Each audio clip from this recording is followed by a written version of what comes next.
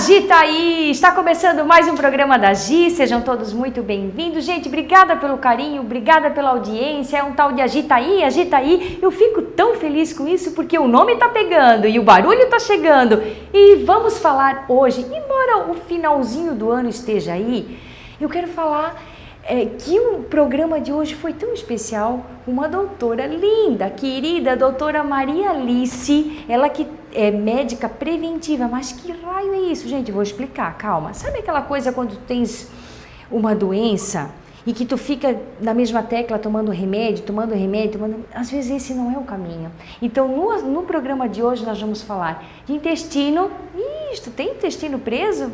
Sei bem como é isso.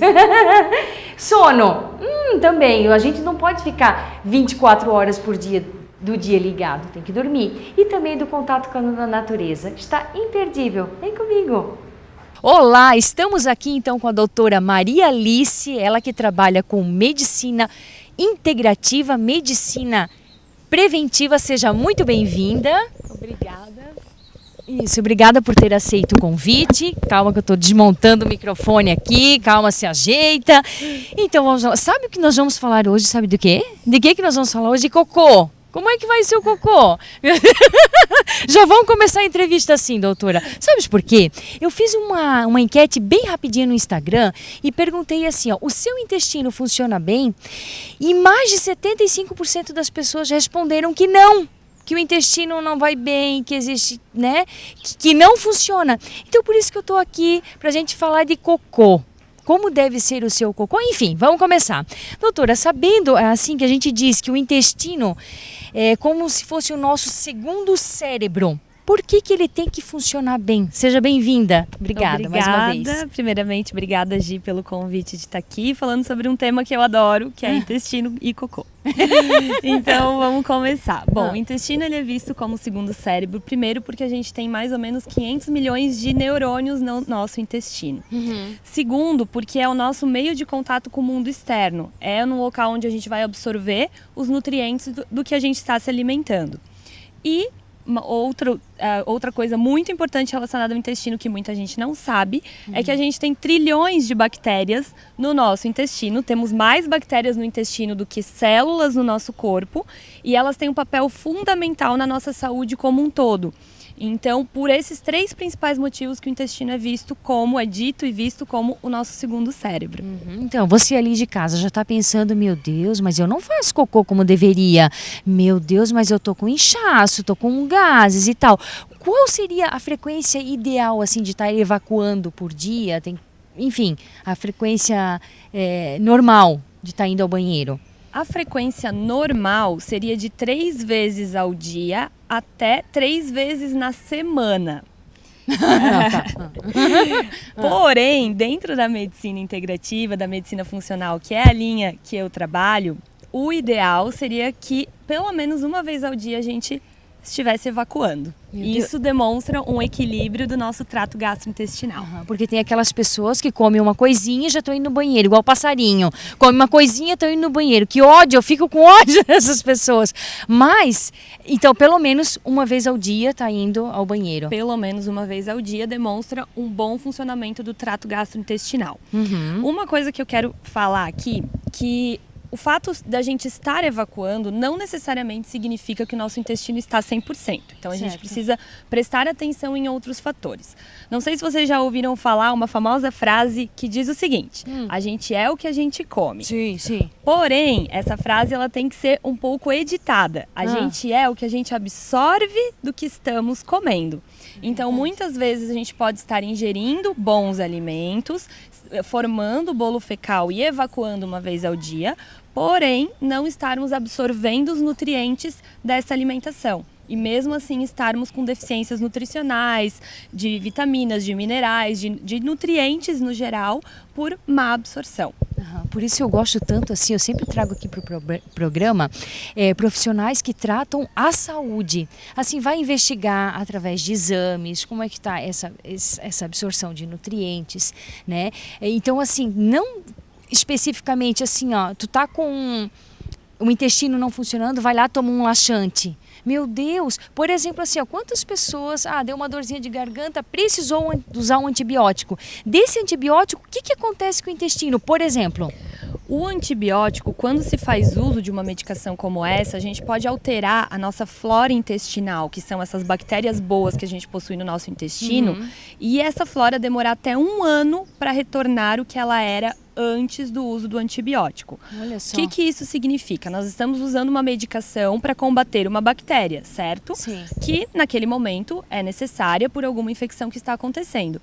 Porém, a gente precisa cuidar dessas bactérias boas que a gente tem no nosso intestino, porque o desequilíbrio delas vai levar a uma série de problemas de saúde e até doenças crônicas e graves que podem se desencadear desse desequilíbrio. Então, hoje, a gente já tem uma normativa que está valendo no Brasil, apesar que não é seguida por todos os profissionais, que sempre que se utilizar um medicamento antibiótico, certo, nós devemos utilizar um probiótico, que são mix de bactérias boas, para não desequilibrar a nossa flora intestinal. É engraçado porque tu comentas isso com algumas pessoas, tipo assim, o meu filho tá tomando antibiótico. Daí tu diz assim, mas ele tá tomando lactobacilo junto, tá tomando probiótico.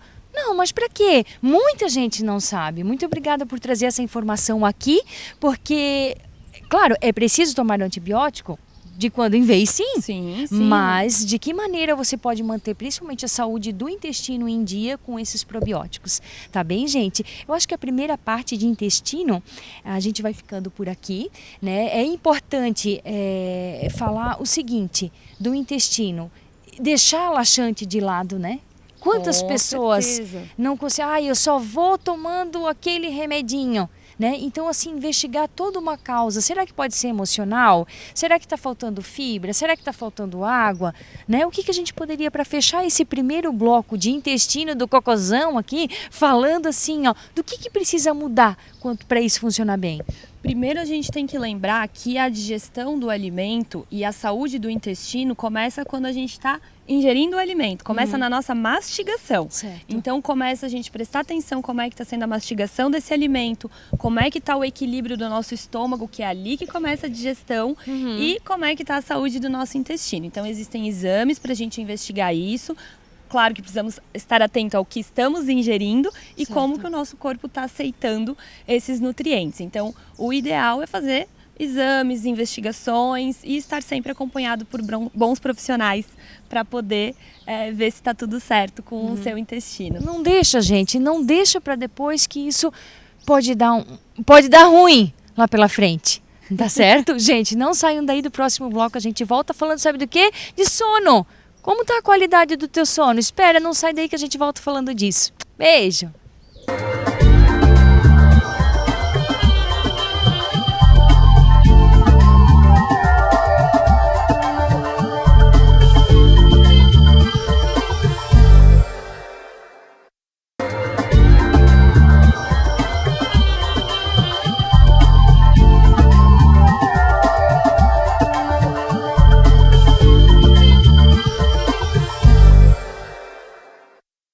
Oi, gente! Estamos de volta aqui com essa querida doutora Maria Alice e nós vamos falar sobre sono. Você dorme bem? Como é que tá a qualidade do teu sono? E eu quero perguntar assim, o que tem a ver, por exemplo, a qualidade do sono com o fato de engordar, por exemplo? Bom, isso é um assunto que interessa muita gente, né? Sim. Durante o sono, a gente faz produção de alguns hormônios, como, por exemplo, a insulina, o GH, a grelina e a leptina, que são hormônios que estão envolvidos no ganho ou perda de peso. Quando a gente tem um sono em desequilíbrio ou uma má qualidade do sono, a gente pode estar desequilibrando a nossa produção desses hormônios e assim favorecendo o ganho de peso. É justamente a questão da saciedade, quando fala em grelina.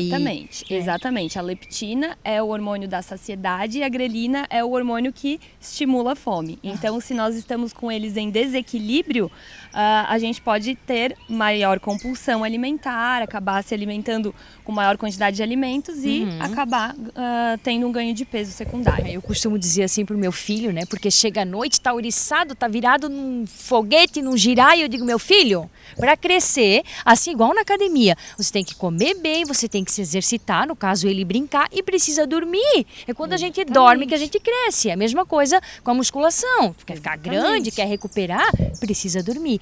E para aquelas pessoas que dormem pouco, por exemplo, tem várias situações, eu acho, de casos de insônia. Por exemplo, assim, aquela pessoa que até vai dormir cedo, mas das 2 horas da manhã ela está acordada. Ou se não, assim, não, deu 5 horas, estou acordada. Ou assim, 5, 6 horas para mim tá bom. Tem um número X de horas, assim, não. É interessante o indivíduo dormir tantas horas por dia. Sim, o ideal é entre 7 a 9 horas por noite. Em média, então, são as famosas 8 horas. Certo.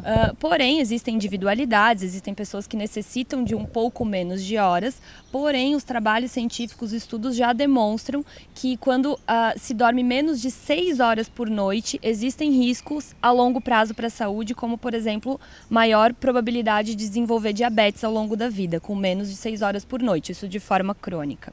Sim, e vale também aqui a questão do comportamento, né?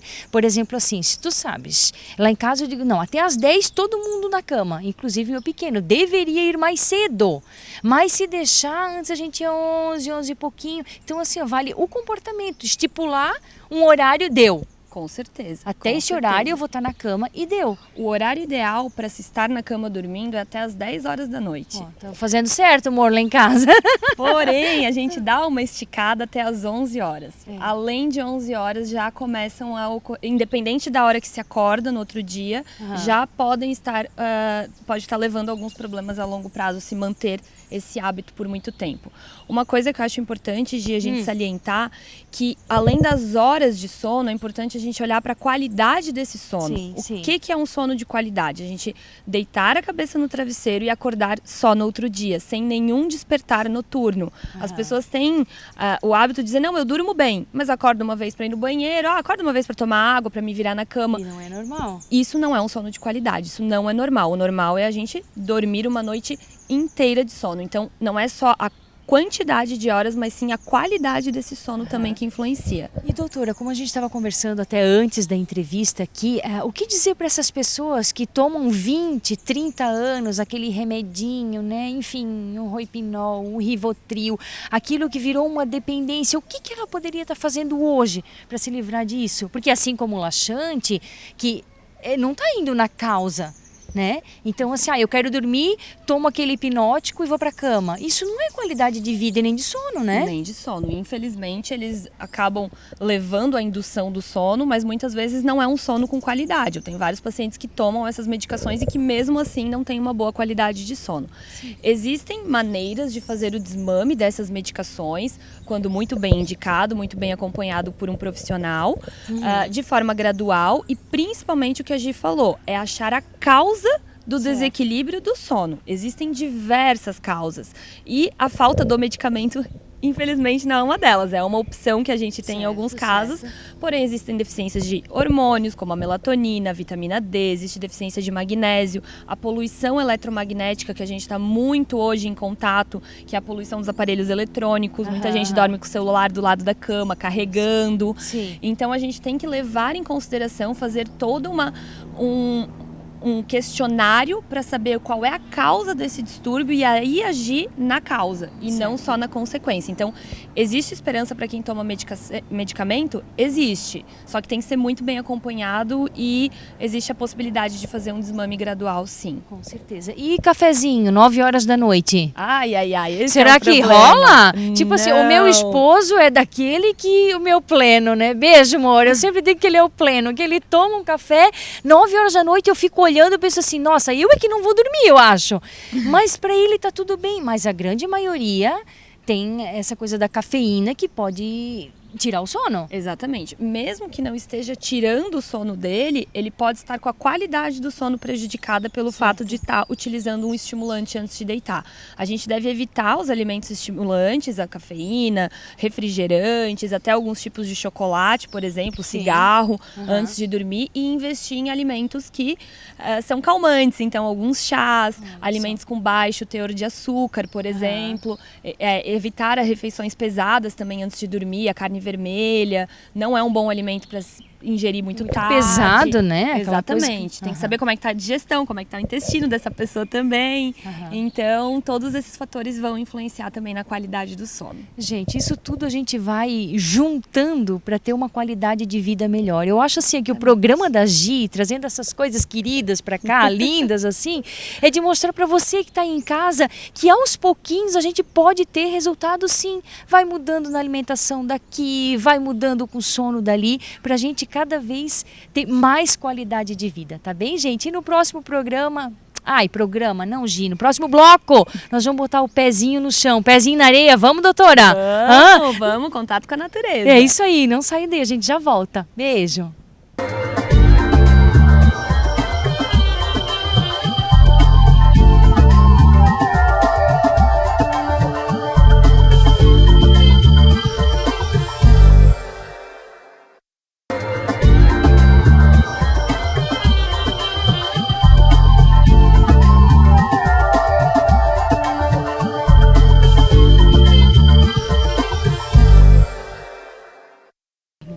Mexe o pezinho, estamos de volta, gente. E nesse último bloco, para falar disso aqui, do contato com a natureza. Mas o que essas duas estão falando agora? Vamos falar justamente de como a gente às vezes precisa parar tudo. E eu fiquei uma tampinha do lado dela aqui, amiga do céu.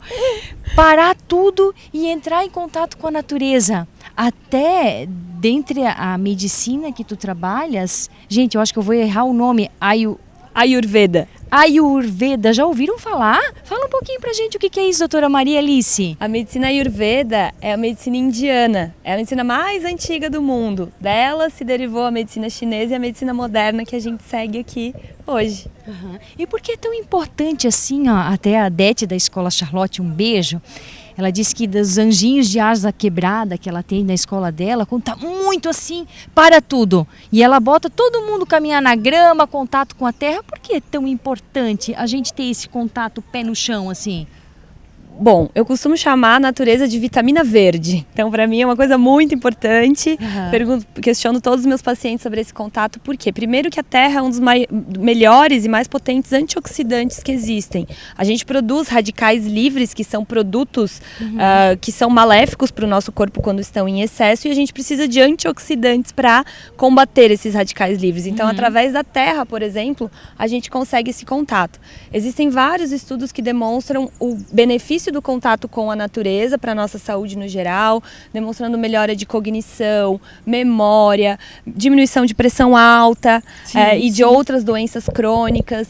Então tem muito benefício a gente estar em contato com a natureza sempre que a gente puder. Isso, a questão da ansiedade, né? O quanto agora eu gosto sempre de clicar nessa tecla, final do ano chegando, parece que o mundo vai acabar. Meu Deus, é só mais um final do ano, vai dar 31 de dezembro, virou fogo, 1º de janeiro.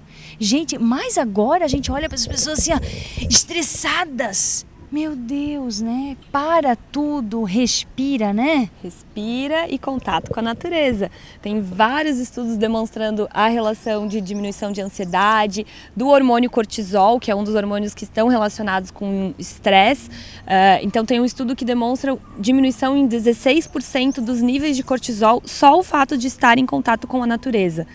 Então a importância aí para vários segmentos da nossa vida estar em contato. Com certeza, deixa só o programa terminar, tira o sapato, tira o chinelo e vai dar uma voltinha no barro, na grama, que isso é muito importante. Eu adorei a tua frase, na verdade é de Sócrates, cuidado com o vazio de uma vida ocupada demais.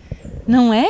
Olha só o quanto a gente precisa parar e prestar atenção na gente. Até antes de começar aqui a gravação, a gente estava conversando do quanto a medicina tem que ir em busca da saúde, né? E que muitas doenças, assim, ó, tem muito mais fundo emocional do que propriamente fisiológico.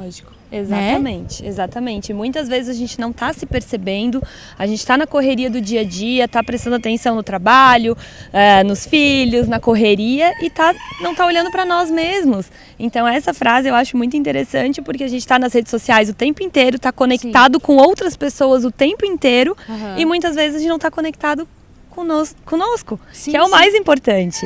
Não se Então, olha, a gente aham. precisa se olhar, a gente precisa se amar, se perceber e ter consciência das nossas atitudes, dos nossos pensamentos, das nossas escolhas. Sim, isso aí. A gente está aqui disputando com os galos em meio à natureza. Mas é isso, doutora, uma frase assim, ó, para a gente fechar o nosso encontro, para assim, ó, acho que já falou, né, para desacelerar, para prestar mais atenção e principalmente assim, de repente não sair da medicina tradicional de um todo. É uma junção, né? Eu acho que a gente não pode quebrar o ser humano em vários segmentos. A gente tem que ir no olhar da medicina como um todo. Só para a gente fechar esse nosso programa delicioso de hoje com os galos aqui também cantando. Diga lá. A medicina integrativa, como o nome já diz, é a integração do todo, é olhar a pessoa como um todo, é ver que na nossa frente existe um corpo, existe uma mente, existe um espírito e é integrar vários profissionais ao mesmo tempo, vários segmentos da medicina. A medicina integrativa não exclui a medicina dita tradicional, muito pelo contrário, a gente vem para ter um olhar um pouco diferente sobre o paciente e trabalhar de outras formas, principalmente levando em consideração a individualidade do paciente, uma parceria. Eu sempre digo para os pacientes que a gente está fazendo uma parceria, isso a gente sai um pouco, nós profissionais da saúde, como detentores de todo o conhecimento, e vamos lá e vamos mandar a pessoa fazer aquilo ali. Não, a gente precisa estar junto, estar integrado e estar numa parceria para a melhora da saúde. A medicina integrativa é uma medicina da saúde, a gente diz, não é a medicina da doença. A gente está procurando o equilíbrio do organismo da forma mais fisiológica possível, levando em consideração várias coisas que a gente conversou aqui, o sono, a importância da atividade física, de uma alimentação de qualidade, o intestino estar funcionando, um bom manejo do estresse, ter esse contato com a natureza, a vitamina verde. Então é todo esse conjunto da gente estar olhando o corpo como um todo. É isso, assim, para fechar, eu diria o seguinte: se você está ali na sua casa e que tem alguma situação de doença, que seja, como a gente falou, do intestino, não dorme bem, ou assim, eu tenho rinite, eu tenho gastrite, às vezes, de ficar só na medicina tradicional, vai buscar a causa, porque os anos estão passando e está deixando de viver com qualidade. Tá bem, gente? Ficamos por aqui. Muito obrigada mais uma vez. Eu gosto sempre de dar um amasso em quem vem aqui. Muito obrigada. Obrigada, Gi. Foi ótimo. E, foi um prazer. gente, obrigada, minha querida. Até a próxima. Beijo, gente. Fiquem com Deus e cuide-se. Saúde é o seu bem mais precioso. Até. E daí, gente, gostaram? Eu não falei que era uma querida? Nossa, muito obrigada, doutora Maria Alice. E isso nos faz abrir os olhos da seguinte maneira: aquilo que eu falei no comecinho, se você tem dor de cabeça, se você tem o intestino preso, se você tem rinite recorrente, cara, para tudo, não fica só remediando, vai em busca da solução, da causa. O que está te causando isso? Essa é o que eu gosto de trazer no programa da Gi, além de médicos, fisioterapeutas, nutricionistas que trazem essa linha da saúde. Gente, muito obrigada pela companhia, pela audiência. Me sigam lá, @gipavan.14 no Instagram, no YouTube tá lá, programa da Gi, a Gi tá aí. Vamos ser felizes, vamos fazer barulho e com saúde. Um beijo grande, cuide-se, saúde, o seu bem mais precioso.